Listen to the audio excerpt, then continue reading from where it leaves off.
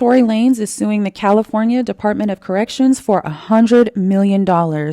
That's right. In case you forgot, on May 12, 2025, Tory was stabbed 16 times while serving his 10-year sentence. He was stabbed in the back, head, face, and torso, and suffered from a collapsed lung. Tory claims that prison officials failed to protect him. And while we're at it, I would like to welcome you to the Famous Girl TV, where you will find that I'm not famous, but I talk about people who are. So let's talk about this. So now let's go ahead and get into the article that was published by Complex. Tory Lanez has officially filed his lawsuit against the California Department of Corrections and Rehabilitation, as well as the warden and 50 correctional officers at California Correctional Institution in Tehachapi. I don't even know how to say that. According to TMZ, Lanez says in the lawsuit that he was stabbed 16 times last May and as a result suffered permanent facial scarring and 2 collapsed lungs. He also mentions the person who allegedly stabbed him, Santino Casio, and claims that the prison made a mistake by housing them together due to the latter's quote-unquote violent history.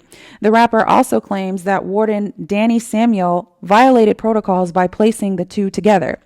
Lanez also alleged that the prison staff, who he says were nowhere to be found during his stabbing, showed deliberate indifference to foreseeable violence. While he was recovering in a hospital, Lanez also alleges that his songbooks with unpublished lyrics were taken, along with notes for his attorney. He claims that the lyrics have substantial commercial value.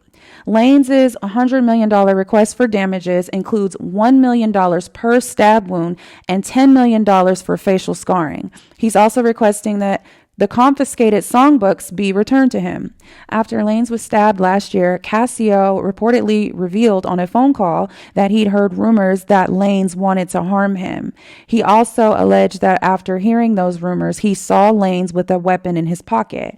Because of that, Casio allegedly attacked him. However, he claimed he wasn't trying to kill the singing rapper. After the stabbing, Lanez was transferred to the California Men's Colony Prison. So last year, when this stabbing took place, I actually did a video on it and I broke the whole entire situation down. And there were just multiple things that stuck out to me that I found to be very odd and peculiar. And it really led me to personally believe, in my opinion, that the guy that attacked Tory may have been paid or somebody put him up to doing that. I don't believe this guy's story that he saw a shank in Tory's pocket. Like that whole story, the whole self-defense thing, I talked about all of that and how I thought it was cap. And I just found the entire situation to be very suspicious. So based on what I've pointed out in my last video discussing this, just all the things that I found weird and unusual, I think that Tory and his legal team, they've found a lot of things that are weird and unusual, and they've decided to take legal action. So in a way that kind of like vindicates me, because I was saying that it was some bullshit from day one. And how I knew that that situation was total BS was when TMZ sat down and interviewed the stabber. Because I did point out in my last video that if you just stab somebody 16 times and nearly ended their life, and you're serving a life sentence in prison for being a PDF file and for murdering a underage girl, why the hell is he being platformed on a publication like TMZ? And it also just made me ask a lot of questions, like, how did TMZ even get in contact with this guy? Like, how did they figure out it was him so quick? Like, there were just so many things about that were red flaggy to me, because I just don't see how someone who just committed a violent crime like that would be allowed to do public interviews. And honestly, I don't think people realize how big this lawsuit really is. Because think about this. When you decide to sue someone, the plaintiff, the person that's suing, they hold the burden of proof. They have to prove their case. The person that's being sued on the other end, they don't have to prove their innocence. It's the other person, the person suing, that has to prove whatever they're trying to prove. So typically when someone files a lawsuit, that means typically that they have some sort of evidence or correspondence that backs up their claim.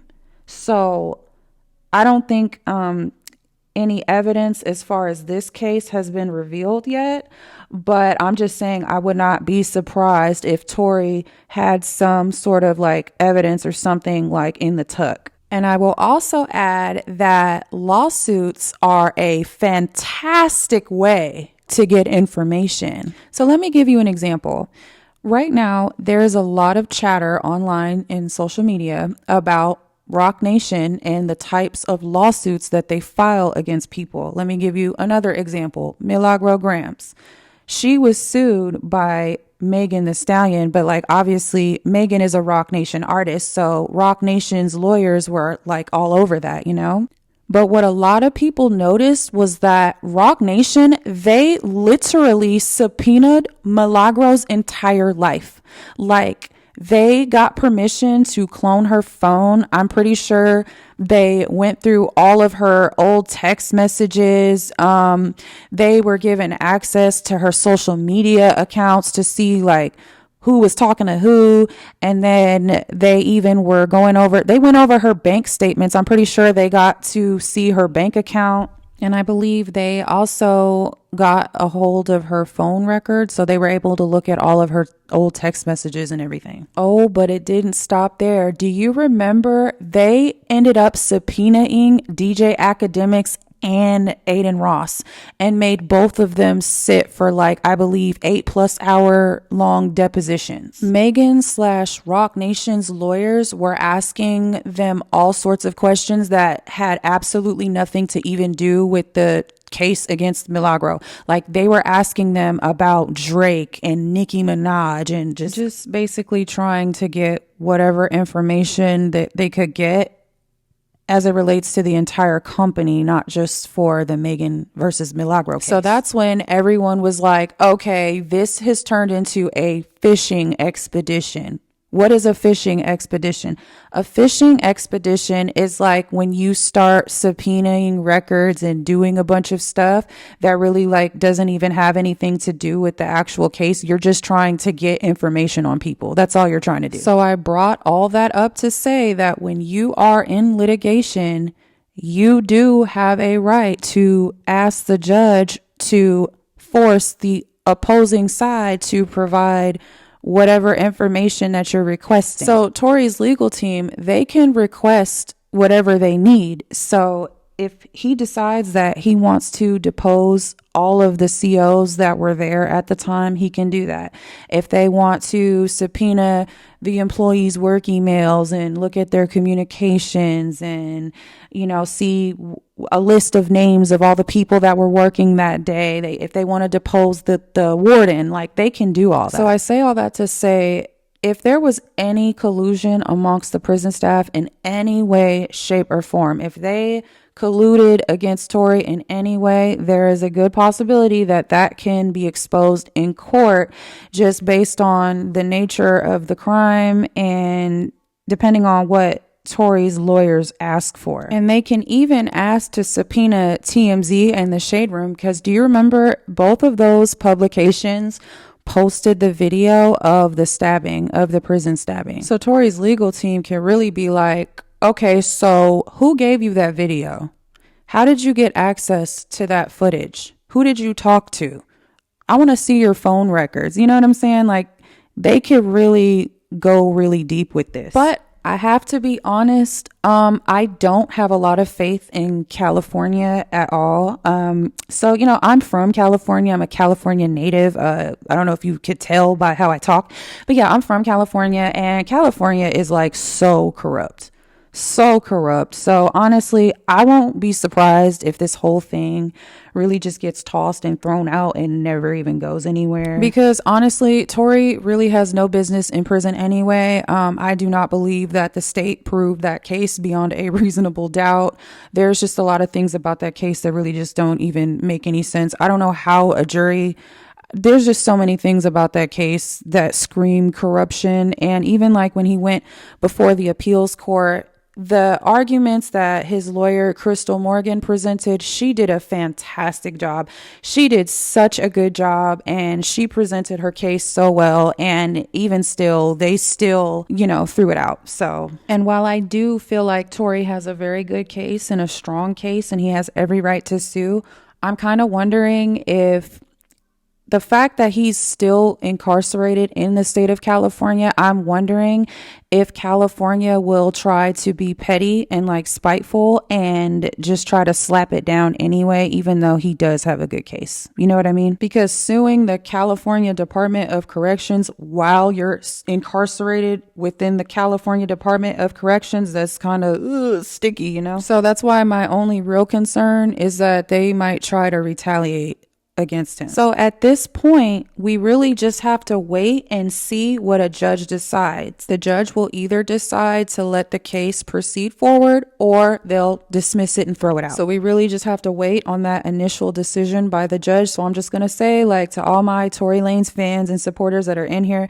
that watch my channel, if the case gets thrown out, do not be surprised. However, if it doesn't get thrown out, you should be extremely surprised, and then you should also be worried for the ops because they're probably fucked. And when I say the ops, I'm talking about the defendant. I'm talking about the prison and the staff and whoever else he's suing. They're probably fucked. Because in my opinion, allegedly, somebody paid the prison staff to walk away and allow that attack to go on. And that's the thing about collusion, when you collude and do things that are illegal and wrong, there's usually a paper trail. Yikes. I wonder if that goddamn camel is going to involve himself again, allegedly, and, pay people off because, he's known for that. But then again, maybe not, because it seems like Rock Nation is going broke. And speaking of, that actually brings me to my next topic, which is Desiree Perez. If you didn't already know, Desiree Perez is currently being sued by her daughter. Her name is Desiree Hadley.